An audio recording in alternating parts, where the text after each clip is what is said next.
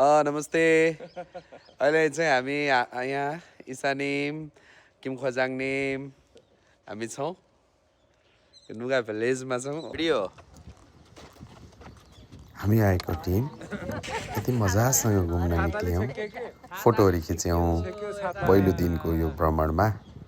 समुद्रको नजिकै यस्तो सफा थियो हामी छक्क परेका थियौँ पर्यटकहरू यति अनुशासित ढङ्गले घुमेका कि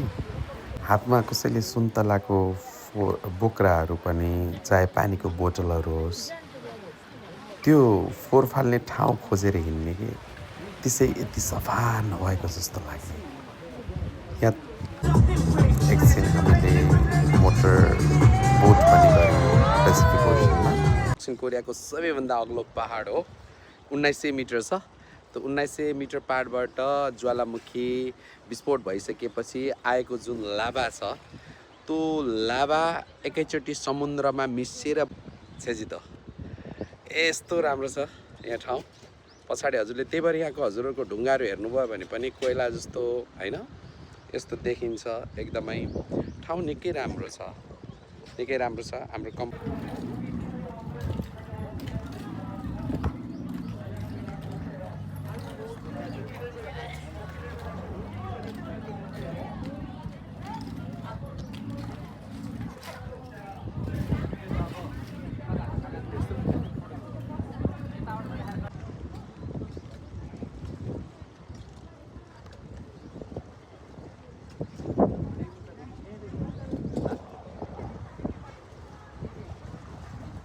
यहाँ पनि मन्जु म्यामकै आएको छ है नाति नुई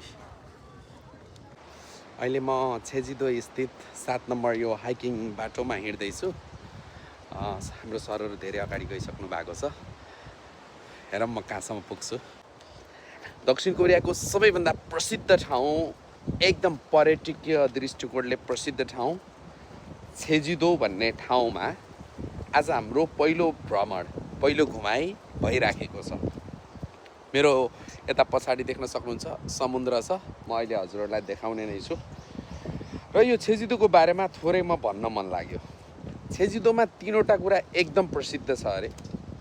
भन्ने भनाइरहेछ एउटा यहाँ जनसङ्ख्या पुरुषको तुलनामा बेसी महिला छ अर्को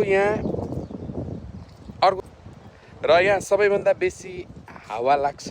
दक्षिण कोरियामा तेस्रो सबैभन्दा बेसी ढुङ्गा पाइने ठाउँ यहाँ रहेछ यहाँ चोरी पनि हुँदैन अरे बडो अचम्म लाग्दो किन चोरी हुँदैन अरे भने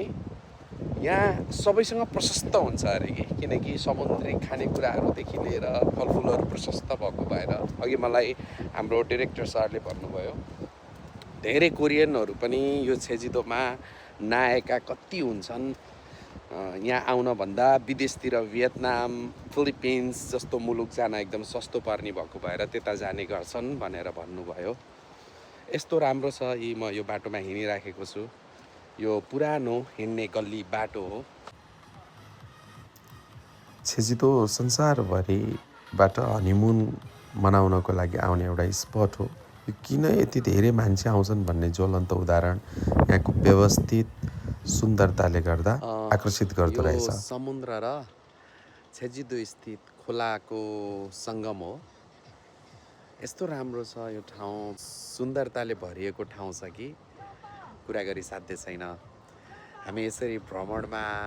धेरै मुलुकहरू गएका छौँ म आफै पनि कोरिया लामो समयसम्म बसेको छेजिदो पहिलोचोटि भएर पनि हुनसक्छ रियली वन्डरफुल छ यस्तो राम्रो छ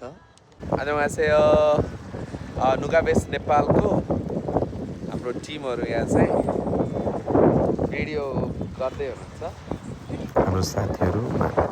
यति इन्जोय गर्नुभयो फोटो खिच्नुभयो एकजना कोरियन साथीले के भन्नुभयो भने प्रत्येकले कम्तीमा पनि 300-400 का दरले खिच्नु भएको छ मैले गनेको छु भनेर भन्नुभयो मिस्टर वङले जस निकै रमाइलोसँग निकै आनन्दको समय र निकै शक्तिलाई पुनर्जागरण गर्ने समय हामीले बितायौँ र अन्तमा हामीले डिनर यसरी खायौँ कोरियन बार्बिक्यू यस्तो मिठो विभिन्न परिकारहरू मासुहरू खाएर हामीले पहिलो दिन व्यतीत गऱ्यौँ।